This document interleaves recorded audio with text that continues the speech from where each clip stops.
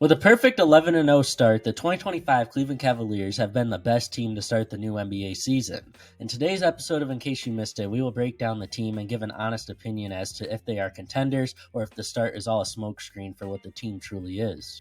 When the Cavaliers hired Kenny Atkinson this offseason, they didn't make any other real changes, despite having trade rumors surrounding Darius Garland and Jared Allen being very, very real. But they held on to both players, and has it paid dividends? Well, 11 games in, it certainly has. Jared Allen has been the same player so far, but Darius Garland is probably the biggest reason for the massive shift, allowing the team to be 11-0.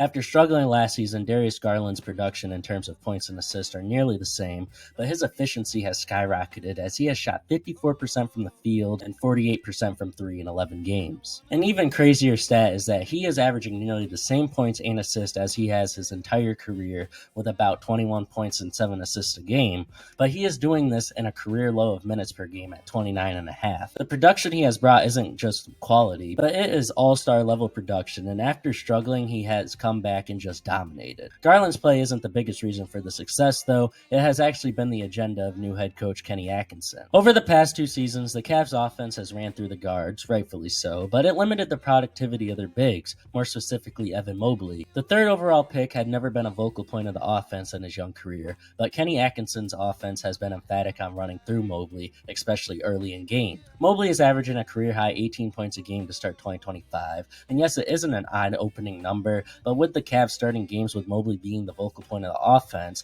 he has gotten it going early in games, causing teams to adjust to him specifically, opening everything up for their 2 all-star guards. This, in my opinion, has been the single biggest reason why their offense is thriving and why the team is thriving, as in the past 2 seasons, when they have had all 4 of their key players playing, the offense looks stagnant and out of sorts. Defensively, having 2 big-time interior defenders makes up for a lot of perimeter deficiencies, but this team's defense has never been a real concern. Having thrived on both ends, the Cavaliers look like a true contender through 11 games, but having doubts is without a doubt reasonable. But as someone who has advocated against them, I am turning into a serious believer that this team could contend in 2025. When you watch the games, you get a Darius Garland performance where he puts up 39 points with 8 assists in one night. Then you get Evan Mobley 23 in 6 games the other nights, followed up by Jared Allen dominating defensively by blocking every shot and getting as many as 17 rebounds. Then the MVP of the team, Donovan Mitchell, proves why he is one of the best players in the league, and it just screams out to you that this team can beat you in so many ways. The craziest part is that Donovan Mitchell has taken a massive step back in terms of production and usage rate, and the team has still been winning games that he has looked horrible in, which was certainly not the case the past 2 years. You would have thought that if Donovan Mitchell was underperforming like he has been to start the season, the Cavs would find themselves as a 500 team, but they are undefeated and everything is flowing for them. The Eastern Conference seems to be wide open too, given how many injuries the Celtics have dealt with and the disappointing performances from the 3 other big-time teams that we'll talk about later. And at this point, the Cavaliers have an amazing bench, as Karis LeVert, Ty Jerome, Sam Merrill, and Dean Wade have been playing well. Max Strus hasn't even played yet this season, and Isaac Okoro has stepped up at 3 spot in the starting lineup.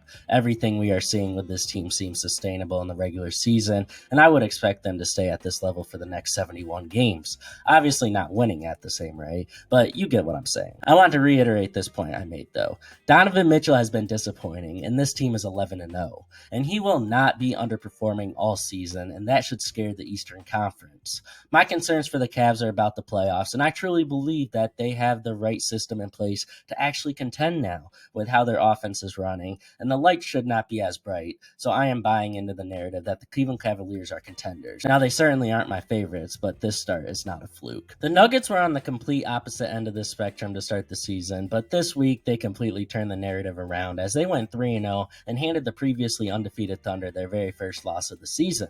The biggest reason behind this, though, might actually be Russell Westbrook, as Jamal Murray got hurt, giving him the starting nod, and he did not disappoint. In the win against the Thunder, he posted a 29-6-6 game with amazing efficiency. Against Toronto, he went for 21-6-6, and Murray heard that he had competition for a starting spot, and came back and dropped a 28-4-6 game. Also worth noting, the supporting cast was amazing for the team this week, specifically Peyton Watson and Christian Brown.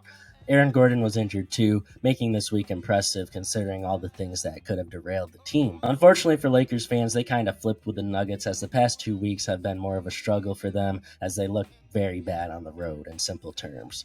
Anthony Davis is dealing with an injury. LeBron did turn up this week, but still not a great showing on the road so far in this young season. The players around their superstar duo have disappeared since week 1, and D'Lo has been so bad that they ended up having to bench him this week. This team is obviously going to be active on the trade market as they look to turn things around, because currently they look like the same team from the 2 previous seasons that disappointed. One target they could be looking at on the trade front is sharpshooting wing Cameron Johnson from the Nets. Cam Johnson has had a series of highs and lows this season, which is clearly correlated to the players around him being very ball dominant, so finding the right system will be key for him. But after the showing he put on this week, many teams will be in on the trade market for him if made available. The Nets actually have 3 other players who are nearly guaranteed to be sought after at the deadline, in Dennis Schroeder, Dorian Finney-Smith, and Bojan Bogdanovic. The Nets, likewise to the 2023 trade deadline, are going to be the biggest team to keep an eye on.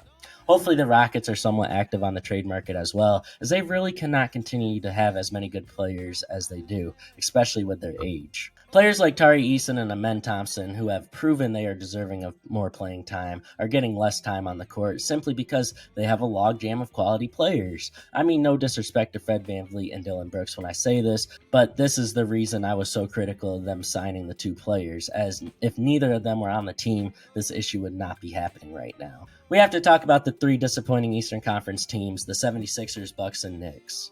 The New York Knicks issue isn't as bad as the other 2, but they have had issues brewing as all 5 starters are playing nearly 40 minutes a game, as the bench has been virtually non-existent. Despite the starting 5 looking great on paper, they have no chemistry at all. Jalen Brunson has been disappointing. Mikal Bridges and OG Anunoby aren't doing what they are capable of doing, and Josh Hart is just really there.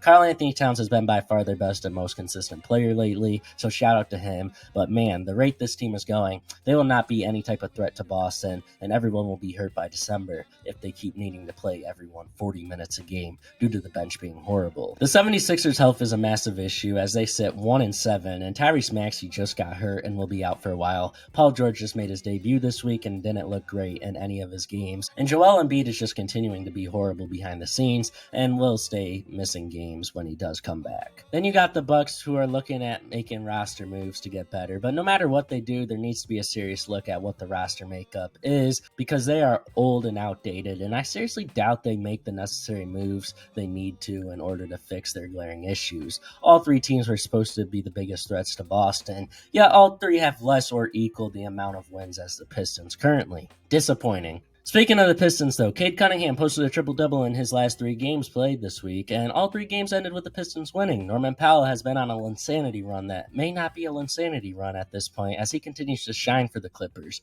averaging almost 26 points on 52, 49, 86 shooting splits to start 2025.